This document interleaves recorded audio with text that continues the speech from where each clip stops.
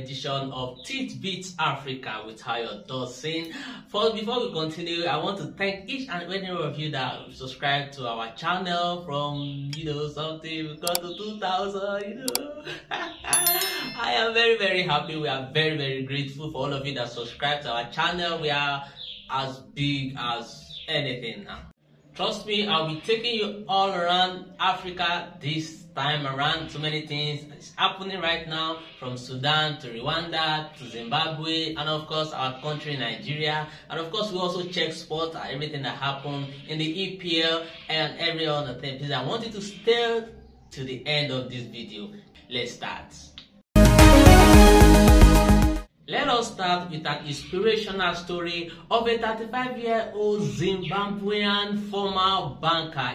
His name is Tafashwa Makoshoto. In 2019, this 35-year-old who studied computer science quit his job with a leading bank in Zimbabwe and trekked from Zimbabwe down to South Africa in search of a greener pasture. And about a year later, when things are not really looking good in South Africa, he had to return back home to Rugari, and Rugari is a district in the country's capital city, which is Harare. He came back home, and that is where he started tomb making business. And this is what he does. He helps dead people to create a long-lasting image on their tomb, so that whenever their family members are coming to the grave, they see more of his portrait on the tomb. And this guy is really doing well for himself. I want you to watch his video and learn something from it. A portrait will soon be chiseled out of this black and white photograph. 19-year-old Denzel Karombe didn't learn art formally, but his talent got him employed in a Zimbabwean tombstone business. Nyumbayanga offers people options for designing their own tombstone and paying for the service before they die. People will pass on, but generations to come may not have pictures of those people that deceased before their time. So when they go to do their anniversaries and to commemorate those who passed on before them, when they get to the tombstone, they will see the picture of the person who passed on. Thereby, they can actually relate to them. Engraved portraits of the dead are a common sight in graveyards in Europe, for example, though they are usually etched by laser. In Rugare, a rundown district of Harare, artisans delicately and patiently chisel portraits of the dead, a source of pride for the banker turned businessman. This is not done by anyone. This is art, pure art, which is actually something you don't learn, but something that you're actually born with. So we also have to appreciate these guys who do it, because it's not an easy task to do.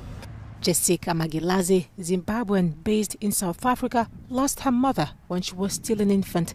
Whenever she visits her grave, she's in awe before the engraved picture. When I look at the portrait, it's like I'm seeing my mother in real life and I'm talking to her.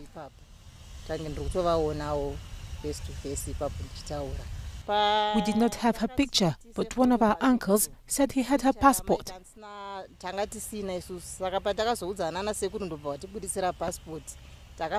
We decided to use it for the tombstone. When she died, we did not have any memory of our mother.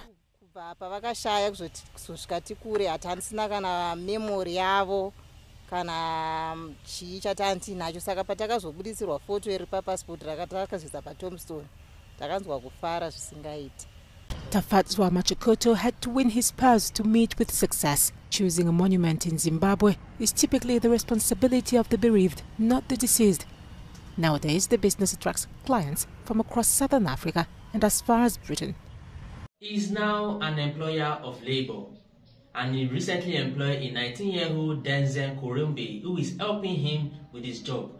And according to him, he sells about 20 to 30 tombstones in a month at an average of $350 US. And if you do the mathematics, it's about 161,000 Nigerian naira. That's going by the official bank rate. We all know that it's more than that when it gets to the black market. And of course, one of his most expensive tombstone he ever sold was sold at the rate of 5,000 US to a Zimbabwean diplomat for a late murder. Don't forget that the minimum wage of Zimbabweans is around I'm not sure it's up to $200. So what is that thing that you are doing? What is that thing that people know you to be doing? Why, and you have dumped it? Why not go back to it, pick it up, and you could be helping people, you could be providing solutions, and of course making money at the long run. Because many of you, what are the things you do mostly online is to download. You download. You have never for once in your lifetime upload something, getting information from the internet, and you've never provided an information. Please turn your life around today. I want you to start doing something good for yourself. Provide solutions, and in the long run, the process, you'll be making money for yourself, and it will be better than your 9-to-5 job. You understand? So go back to what you are picking. Anything that you have done in the past, go back to it, pick it up, dust it, and of course keep going. Let's move straight to the next news. Moving on to Nigeria now. Guys, come closer. Have you guys seen the protesters at the CBN headquarters? Protesters stormed CBN headquarters demanding the arrest of Governor Emefiele. Is it Emefiele or Elefiewele or whatever? CBN governor. They want to get the man arrested. I don't know. I shouldn't know. They were just there over the offices, carrying placards and all that, demanding his arrest and his resignation at the same process. I'm very sure it is because of the new Naira note policies, that really dealt with us during the general elections, and there was no cash. Every people were complaining. There were protests everywhere. Banks were being attacked. People and POS people. In fact, those POS, they were making thousands of naira at the expense of citizens. Selling the new Naira notes, and of course, so they carry placards and they were complaining, Emefiele must go, Elefiewele must go. Let me read to you some of the inscriptions written on one of the placards. It says, Emefiele must go, CBN now borrow the change. Emefiele, bring out the names of those you gave money to. Where is the 500 billion you cried on tape is missing? What happened to Anchor Borrowers Program, and many more. And one of the demands of the protesters is that we are demanding that Governor Emefiele, in his capacity as the governor of CBN, should make available the new Naira notes. He must also come out here to address the people, because the Supreme Court, in its ruling, pronounced that the new Naira notes policy has caused the Nigerian masses undue hardship. And that is very true. Really hardship. And of course, I think the governor needs to come outside to address the protesters, but I'm not sure they actually came outside. So Tinubu's presidential swearing is in about few weeks. Let's see what will happen to Godwin Emefiele, whether he's going to be arrested, how his job will be taken from him. So let's move to the next news. Guys.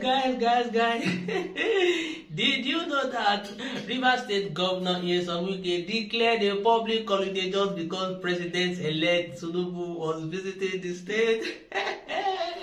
The guy actually stopped every movement activities in the state, and of course to pave way for the APC presidential candidate, which turned to be the president-elect of Nigeria. Wike said, for us, it is a privilege, it's an honor for us to host the presidential candidate of APC, which is the president-elect. So, and he urged the people, the citizens of Rivers State, to come outside in masses to welcome the president-elect, that is Bola Ahmed Tinubu. So, because of that, he declared public holiday. But wait, though, is that not anti-party? APC, PDP. Alright guys, what do I know? I don't know much, so I leave you to judge that in the comment section.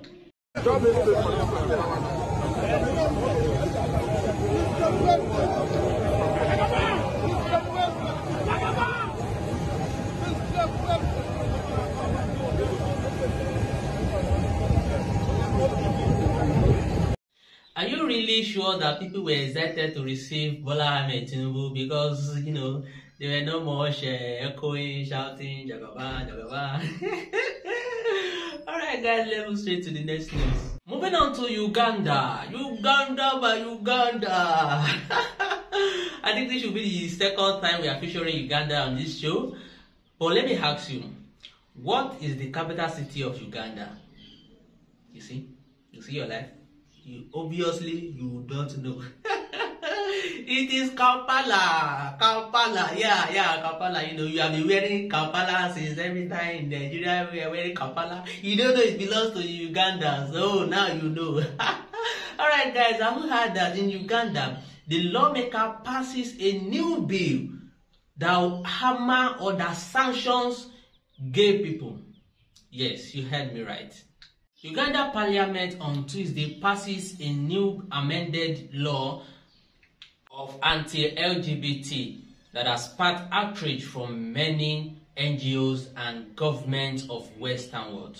I mean, I don't know, these Western people, they colonize us, they made us to do vigorous works, and of course they impose their culture on us. Not only that, in dressing, they asked us to be putting rope in our neck. We obeyed, we were putting rope. They asked us to be wearing multiple dresses inside hot weather. We agreed. They asked us to be wearing white, black and white on our weddings. You know, we agreed, despite the fact that we have our own traditional forms of marriage. But we agreed. Now they are imposing gay. You can imagine how ridiculous that sounds. God created Adam and Eve, not Adam and Steve. You know, they should not impose that on us. Man and woman, that is how God created. So I don't understand. Thank you, the Ugandan Parliament are really doing what it takes to ban LGBT in that country. But then, do you think the Ugandan Parliament have done well? Please let me know in the comment section. Maybe they could have done more, or maybe, you know, they are just trying to pamper. Let me know your view. My Ugandan people, please drop your comment in the comment section there. Alright, so let's move straight to the next news. Moving on to Sudan now, guys. Finally, Nigeria government sent an aeroplane to evacuate Nigerian nationals from Sudan. That is the. You all know that Sudan is currently fighting for transition of powers, and every countries in Africa have been evacuating their citizens from the war zone, which Nigeria is also not left out. Thanks to the Nigerian Air Force, they actually sent a plane, and the plane landed in Abuja yesterday evening at around past 11. Let's see the video clip.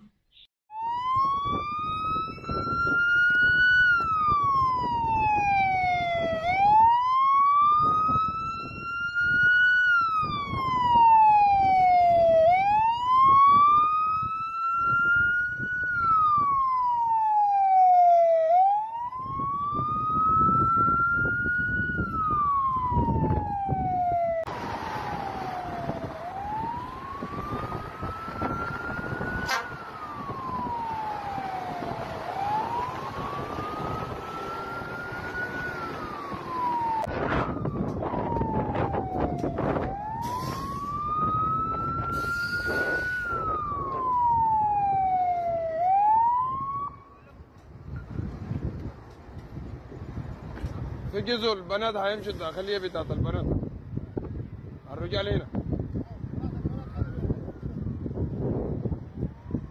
ما مشكل الباسات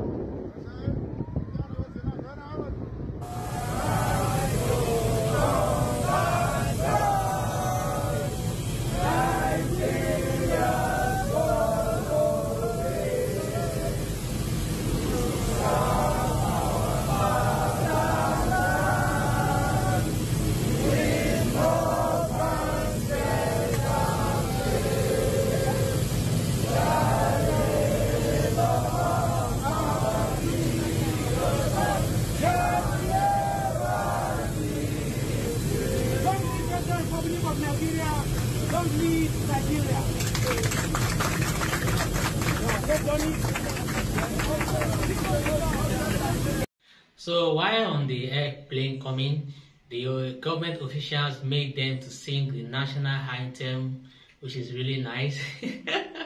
But I noticed that some people were not singing. Alright, so compatriots, and some people kept quiet, they were not singing. Well, it's probably they were so tired, some they are just trying to recover from the trauma of bombing, gunning down of things and all that. So, and also I remember that to serve Nigeria is not bad. Alright guys, quick congratulations to them. Then of course, the plane cannot go to Sudan directly, it had to stop in Egypt. So buses were used to evacuate the Nigerian nationals from Sudan to neighboring Egypt before the aeroplane was able to finally convey them back home. Not only Nigerian Air Force aircraft, also announced that Air Peace volunteered to also evacuate the Nigerians that are trapped in Sudan, and which was done yesterday. And still talking about Uganda, I think I heard that a top politician, a minister to be precise, was shot down by his bodyguard. The victim, Charles Angola, served as a minister in the presidential administration of Yoweri Museveni, which is the president of Uganda, as the junior minister in charge of labor. And one of the most shocking things about this incident was that on May 1st, which is celebrated as Workers' Day all over the world, this man was seen in public attending public gatherings in commemoration with the Workers' Day, only for him to be shot the following day. According to eyewitness, they saw the bodyguard yelling in the street that he has not been paid for months. So I think that triggered is everything, and killed the man at the lung.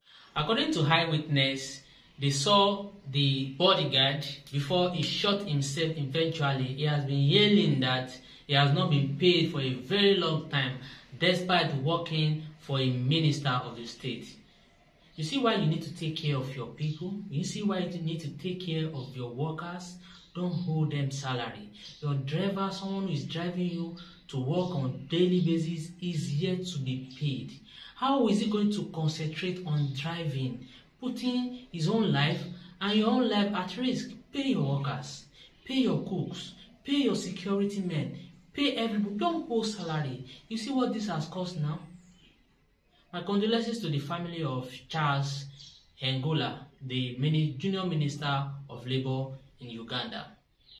Moving on to Rwanda, guys, things are not really looking good in that country, because the last rain that fell in Rwanda claimed the lives of not less than 100 people, because they were so flooded in that country that all buildings were submerged inside water. People lost their homes, properties got damaged, and authorities right now are looking for survivors. Let's see the clip. Over 100 people have been killed after western and northern Rwanda was hit by torrential rain overnight on Tuesday and into Wednesday. Flash floods inundated roads and engulfed homes that lay in the path of the rushing water. Rwanda's broadcasting agency reported that the death toll would rise. The governor of Western Province, Francois Habitegeko, said the authorities were searching for more victims. Strong rainstorms started last week, causing flooding and mudslides that swept away several houses and left some roads inaccessible. The meteorology agency has warned that more rain's coming. In the past, the government has asked residents living in wetlands and other dangerous areas to relocate. Moving on to Kenya, guys, has not been really easy on Kenyans these days, because policemen clashed with anti-government protesters in Kenya. And you all know that after the elections, the opposition leader, William Odinga, still not satisfied with the Electoral Commission. She said, INEC, you know what INEC do. Alright, and of course, since then, they have been complaining, they have been protesting about high cost of living in Kenya. Police in Kenya clashed with anti-government protesters Tuesday in the capital Nairobi during a fresh round of demonstrations called by the opposition leader. Protesters who turned up in the morning to erect barricades on major roads around the city threw stones at police, who responded with tear gas. A bus and a cargo truck were touched. We saw protesters coming from the other side, and they started throwing stones at the bus. The driver was unable to reverse in time and he ran away. The protesters crossed the road. They started beating us and stealing our handbags and phones. They threatened to stab us if we refused to surrender. I was beaten and they stole my phone and shoes. The opposition is calling for actions to tackle the cost of living and reforms to the Electoral Commission that oversaw the election won by President William Ruto last year. I do not support the protest because the elections are over and we have a president. Everyone should work because I am out to look for daily bread. I am not saying there is food. It's a global thing. It has not been raining all over the world, but now that it is raining, we will get food. I am praying that they end this protest. The opposition leader Raila Odinga, who is a former Prime Minister of Kenya, rejected the government's position that Tuesday's protests were illegal and urged his supporters to turn up in large numbers. He also blamed the government for gagging the opposition and for banning illegal protests. William Odinga is complaining about high cost of living, high cost of fuel, high cost of food and all that in Kenya. But do you really think, people of Kenya are calling Odinga as So let me hear in the comment section. Kenyans, let me know what you think about the protest and of course the police clash in Kenya. Condolence to those who got injured during the clash.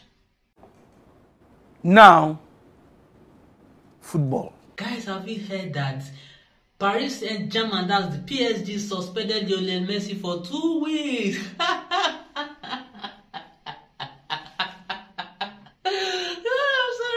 I'm so sorry guys, I'm so sorry, I can't help it.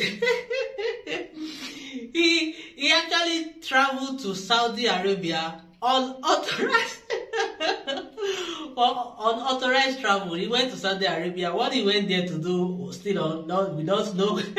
But people are, complaining. People are saying that he went there to go and, talk about possible movement from PSG to one Saudi Arabian club to go and join Ronaldo. But the guy came back and, of course, was given 2 weeks suspension. So, sorry, PSG fans. Your GOAT will not be playing in a couple of games for PSG because he is currently on suspension. But the guy seems to be really cool with it. He has been seen on social media enjoying his holiday.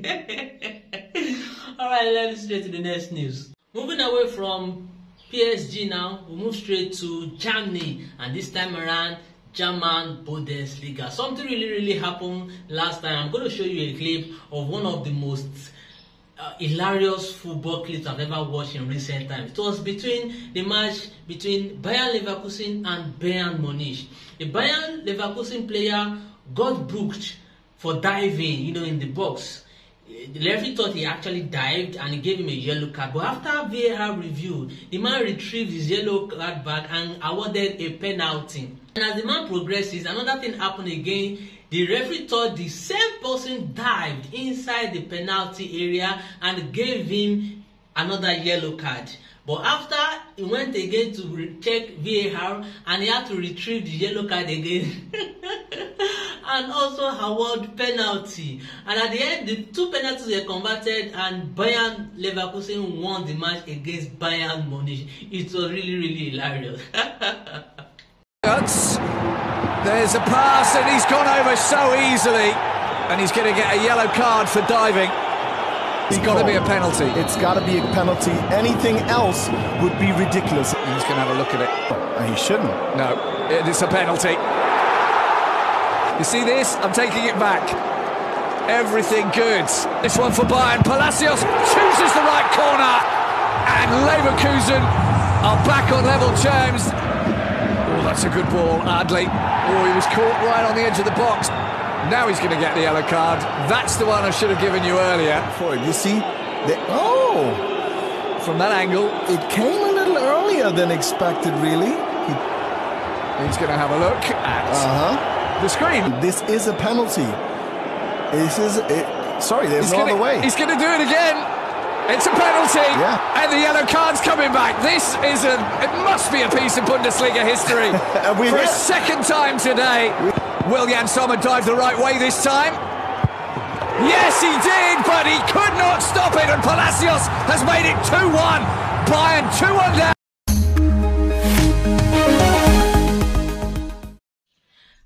Guys, let me inform you about a very good cleaning company in Abuja. If you want to clean your houses, if you want to clean your office from dirt and all that, if you are moving in newly and you need people to actually make that place very comfortable for you, taking away all pests and everything, cleaning everything, there's this company you need to patronize right now. It is called A&F Cleaning Company. It is located in Abuja. So if you are living in Abuja, Duse, Buhari, Zuba, any other places in Abuja, please contact these numbers you are seeing on the screen right now. Their Instagram is also there. They don't charge more than what your service could require. And apart from cleaning your houses and offices anywhere, they also go on errands for you.